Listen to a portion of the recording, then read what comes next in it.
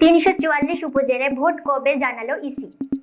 ভালোবাসা দিবসে সুখবর দিলেন স্পোর্শিয়া এবং সে রোহিতের অধীনে টি-20 বিশ্বকাপ খেলবে ভারত।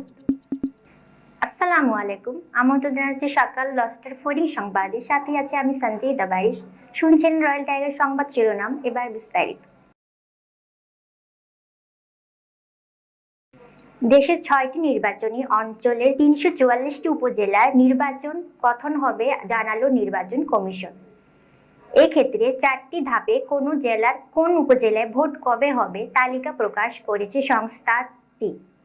বুধবার এ তথ্য জানিয়েছেন ইসিসি নির্বাচন ব্যবস্থাপনা শাখার কর্মকর্তারা। সম্প্রতি ইসি সচিব জাহাঙ্গীর আলম এক সংবাদ সম্মেলনে জানিয়েছেন, প্রথম ধাপের ভোট গ্রহণ হবে 4 মে, দ্বিতীয় ধাপে 11 মে, তৃতীয় ধাপে 18 মে এবং চতুর্থ ধাপে ভোট হবে 25 মে। ইসি ঘোষিত তালিকা অনুযায়ী রাজশাহী, রংপুর, খুলনা, বরিশাল, ঢাকা ও ময়মনসিংহ অঞ্চলে প্রথম ধাপে 108টি, দ্বিতীয় ধাপে 121টি, তৃতীয় ধাপে 77টি ও চতুর্থ ধাপে 38টি উপজেলায় ভোট হবে। এছাড়া সিলেট ও চট্টগ্রাম অঞ্চলের উপজেলাগুলোর তালিকা পরবর্তীতে প্রকাশ করা হবে। দেশে 495টি উপজেলার মধ্যে নির্বাচন উপযোগী উপজেলা রয়েছে 452টি।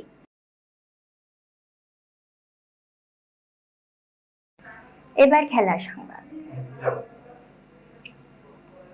অবশেষে ভারতীয় ক্রিকেট এক অচল অবস্থা কাটালো। চলতি বছরে টি-20 বিশ্বকাপে রোহিত শর্মাকে রাখা হবে কিনা সেটি নিয়ে ছিল নানান আলোচনা সমালোচনা।